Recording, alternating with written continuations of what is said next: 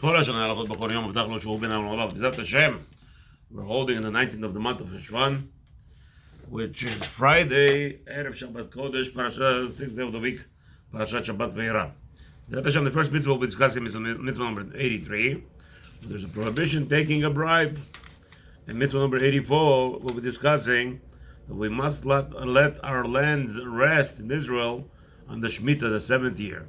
That Hashem and Mitzvoth are dedicated to them, Bezat Hashem, and Mukdash, Le'elu Nishmat, all the people who are niftar from this world, who have nobody to daven on their behalf or to, Bezat Hashem, pray on their behalf, learn on their behalf. So Hashem should take our learning and elevate their souls, Bezat Hashem, in the next B'Kedusha B'Tahora. And also, the Mitzvot are Mukdash, dedicated towards the Refuah Shlema, for speedy recovery of every Jew in the world who is harmed in any way, physical, spiritual, or mental. Hashem should send them Refuah Shlema, and also amongst them to Chaya Bat Leah, Yosef Chaim Ben Mafrad, Yaakov Yisrael Daniel Ben Ajela, Amnon Ben Osnat, Amnon Ben Bila, Rachamim Ben Fricha, Shalom Ben Rosa, Yom Tov Ben Rivka, Refuah Shlema Kol Chorom Israel. Mitzvah number 83. Also, Hashem should free all the Jews who are in captivity, who are in jails and anywhere around the world. Hashem should have mercy on them and allow them to come back to the Yiddishkeit, to become to grow in Torah, B'Kedusha u'B'Tahora. Mitzvah number 83. A judge is prohibited taking bribery, even to judge the truth of the matter. It says in the Torah, chapter 23, pasuk 8, "V'shochat lo tikal," you're prohibited to taking a bribe. As it says in the Torah, it continues, Yaver, because the bribery will make very smart and prominent individuals blind. The Torah repeats this prohibition in chapter 16 in the Devarim, pasuk 19. And also, it says, you're prohibited taking a bribe, even to guilty the guilty, and to innocent the innocent. So, the prohibition of bribery, it doesn't matter, even for the truth of the matter to be revealed, still a judge is prohibited taking a bribe. The purpose of this mitzvah, still we're prohibited to take any matters of bribery, even in the cases where you're asked to properly judge the case. What's the purpose? What's the problem with that?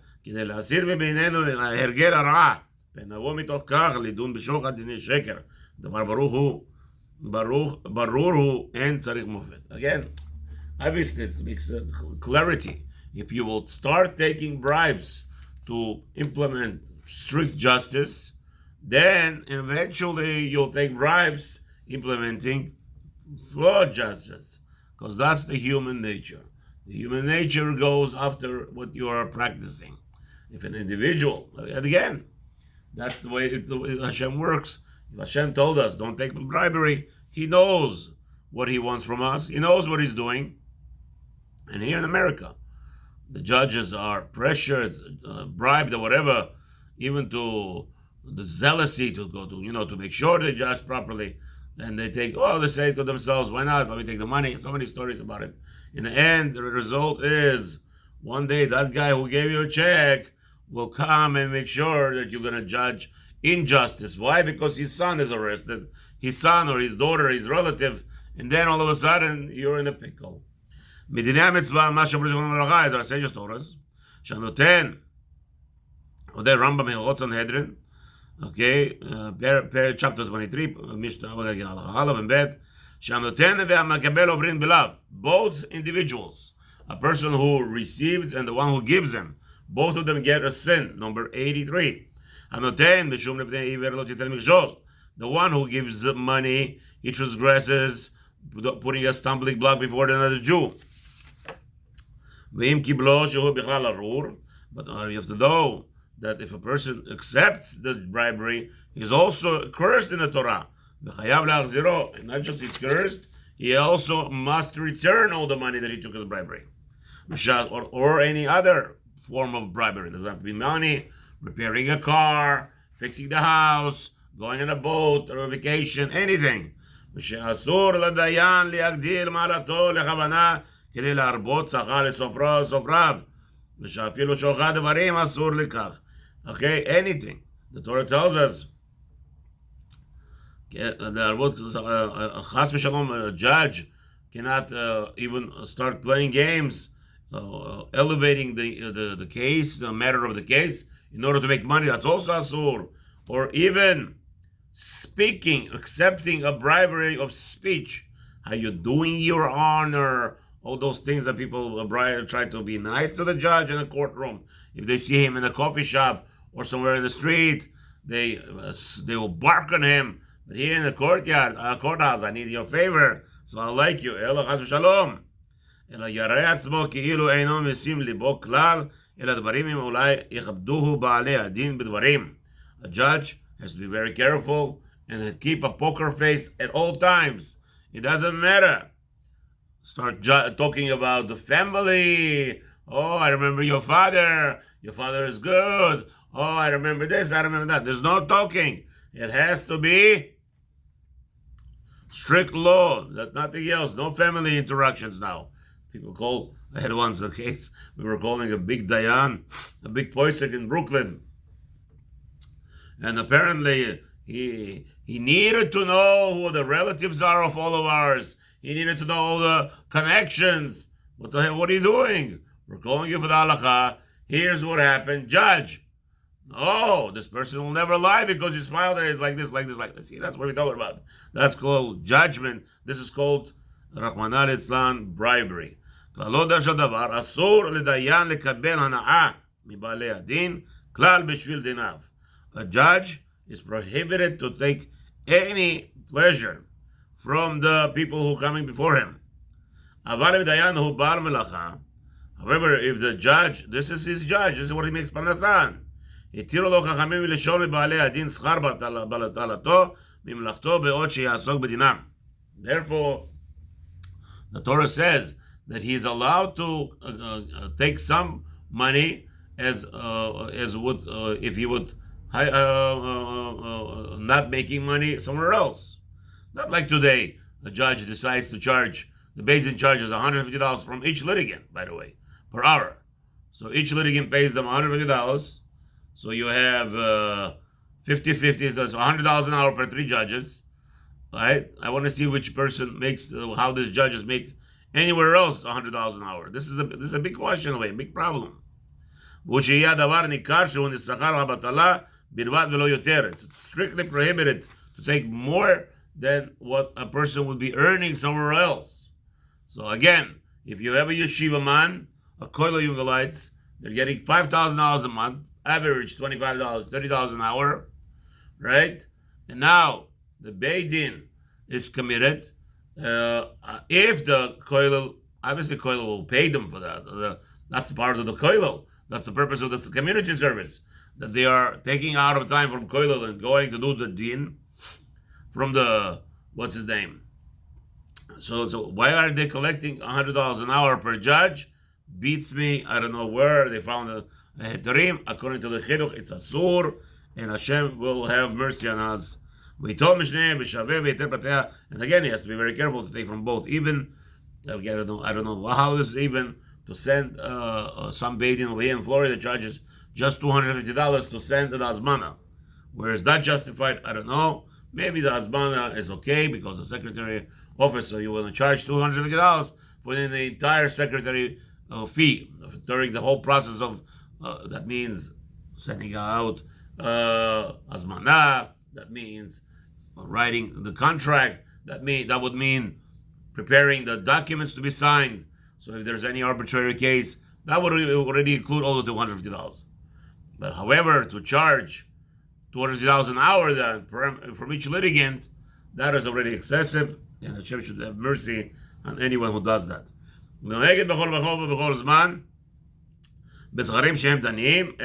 Obviously, any judges, only males could be judges, and this mitzvah is everywhere in the world, only by males. Anyone who goes ahead and takes a bribery, chas v'shalom, he is transgressing the king's command. Over here, he will not get lashed. They have to return the money, and everything will be fine. Mitzvah number 84. Mitzvah Shmitat Karkaot. So we have a mitzvah d'oraita to להפקיר כל מה שתוציא הארץ בשנה השביעית, when the land is releasing whatever grows, that the land grows on the 7th year of the cycle of Shemitah. We are obligated to make it free for everybody. שהיא נקראת מפני המעשה הזה שהתחייבנו בשנת השמיטה. So this is called the 7th year sabbatical, year שמיטה. ויזכה בפירותיה כל הרוצה לזכות שנאמר. A person, anyone who wants to gain access to those fruits, and it's his, as it says in the Torah, chapter 23 in Shemot, pasuk 11, והשביעית תשמיטנה ונטשתה ואכלו אביוני עמך. In the 7th year you are abandoning it, and all the poor people of your land will eat from it. ויתרם תאכל חיית השדה, anything that's left over, the animals of the field should eat from it. כן תעשה לכרמך לזיתך. So you should do for your vineyards and for your olive tree yards, olive tree fields. ולשון מכילתא, the רשב"י כאן, והלא הכרם הזית בכלל היה. Isn't it now? We already understand that the vineyard and the olive orchards were included. כלומר, שראש הפסוק תשמע, תשמטנה ותנטשתה. It says you should let your land rest. So it's already included the vineyard and the vineyard and the olive orchard. So what's the purpose? Why did you exclude them? Why did you outline them?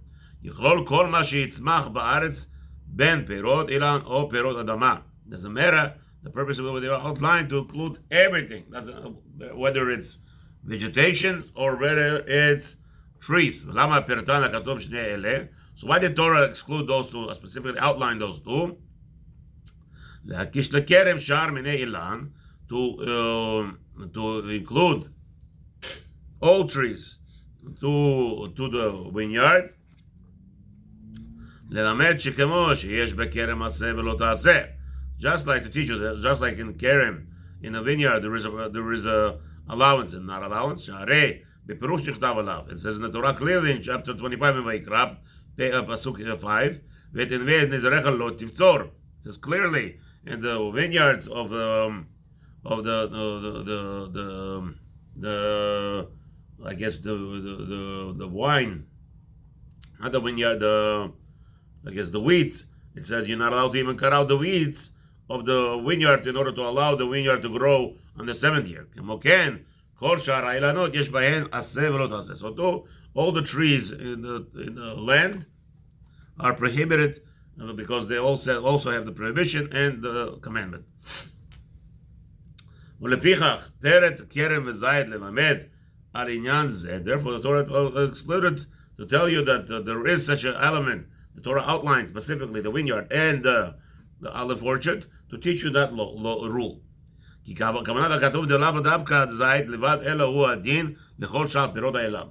not talking about only olive tree, it's all orchards. Torah outlined to you one of them to teach you them for all of them. As the Torah tells us, the Torah tells you first of all the generality and then outlines. So that's the way the Torah teaches, the outlining coming to teach you on all the generality. The Torah tells us this mitzvah to allow all the fruits to be, the vegetations to be left alone for everybody. And the Torah also commands us, later on we learn to rest on the 7th year, as it says over there in Parashat Kitisa, chapter 34 in Shemot 21. You're not allowed to plow and land and work the field on the 7th year. It's all one connected mitzvah. The foundation of this mitzvah, what's the purpose?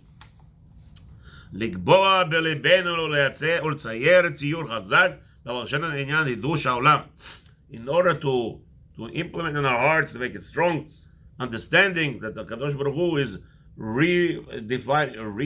renewing the world every 7th year.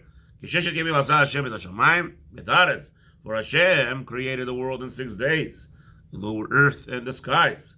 וביום השביעי, and on the 7th day, שלא ברא דבר, he had not created anything on the 7th day, כתיב, מנוחה לעצמו. He wrote on himself the resting day. ולמען להסיר ולעקור. ולמען להסיר ולעקור.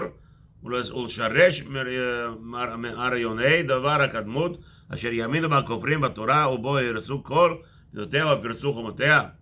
So there, in order to להסיר ולעקור, to take out and to uproot, and to foundation מרעיוננו, to take out from our depthness of understanding that we should clearly instill in ourselves from what was previous generations, that they all think that again, why did they destroy the world? Because they think it's theirs, right? ובאה חובה עלינו להוציא כל זמננו יום יום ושנה שנה על דבר זה למנות 6 שנים ולשבות השביעית. So therefore we're commanded to come and outline 6 days, 6 years out of that. וכן לא יתפרד העניין לעולם מבין עינינו תמיד, and we should not separate it from us or distances this idea from us ever. וכעניין שאנו מוציאים ימי השבוע בששת ימי עבודה ויום המנוחה. Just like we have same concept of 6 days of labor and the 7th day resting. So we have 6 years of laboring and the 7 years of resting, just to instill that in us. Again, the purpose is to understand we are not the owners of this world. The problem of this world, everybody makes decisions thinking this is what God gave me, I'm in charge now. Because it says, LaHaShem, the skies are to God, the land is for us to decide what to do with it. God forbid, chas v'shalom. It's not true. לכן ציווה ברוך הוא להפקיר כל מה שתוציא הארץ בשנה הזו בלבד השביתה בה. Because therefore Hashem says that the land is mine, and I'm telling you, on the 7th year, leave it alone. Don't allow everybody to come and enjoy from your land. כדי שיזכור האדם כי הארץ שמוציא אליו הפירות בכל שנה ושנה לא בכוחה וסגולתה תוציא אותם. In order for a person to remind himself, to instill in himself, the land is not producing to you because it's land. It's Hashem. כי יש אדון עליה ועל אדוניה, and Hashem is controlling everything. שחפץ הוא מצווה אליו להפקירם. So Hashem is the one who allows the land to grow the apple and tomato and whatever you need. But it's His will. And therefore, because it's His will, He commands you to stay away and not to labor it and to give everything away. So too, Hashem is teaching us another element of attribute a person should have. It's to vatranut, to say nothing belongs to me and let things go. Again, like anybody harms you, anybody steals from you, in order to save your heart, as we know that people eat themselves up when they get hurt. Let it go, let it go. And Hashem wants us to learn this aspect of giving away, to letting go, so that it's going to be instilled in our hearts, and this way we'll live a long life and better life. Again, another element is trust in Hashem. Again, you're giving away your parnasah. You know how much people make from wine, let's say. Millions of dollars is made from the land. Why should I let it go? I worked, I toiled. That's right. You're not in charge. He is in charge. That's what you want to trust in Hashem. And therefore, He wants to see what is your trust level. So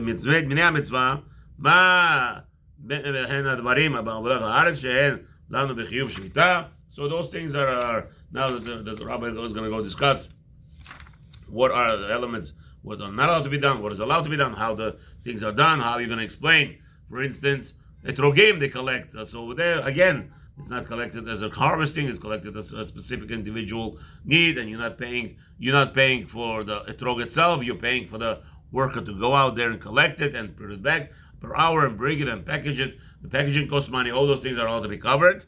And Bezrat Hashem, so there's a lot of discussion on that. The mitzvah of Shemitah year is only, doesn't matter, males or females, and it's only in Eretz HaKodesh. And it's only when the Jews are there. As it says, Alei Vayikra, It says in chapter 25, pasuk 2, Ki tavo el haaretz. It says today you'll come to the land. Rabbanan noeged afilu bezman hazeh ba'aretz davka. Of course, even the Rabbanan say today in Eretz Israel still is also common to fulfill this mitzvah. And also, of course, any other lands that against the kings of Israel have conquered as well. Asur ba'udat. Okay, all the rules are outlined, and it's kidai to learn them. Anyone who goes and transgresses it, does not fulfill the mitzvah properly, as Hashem is connected. He locked up his properties. He doesn't allow poor people to eat from it on the 7th year. Or he gathered all the fruits and vegetables on the 7th year from his lands to his house, where the Jewish people are all gathered there. He transgressed the mitzvah commandment of the king. However, there's a permission, just like anybody else is allowed to collect from the field little by little, so too you are. To eat from it as little as the year goes. Watch it. As long as the whole world has the full right to do the same thing. As if to show there is no real ownership. And that's the purpose of this mitzvah. Have a wonderful Shabbat. That's LaHaShem.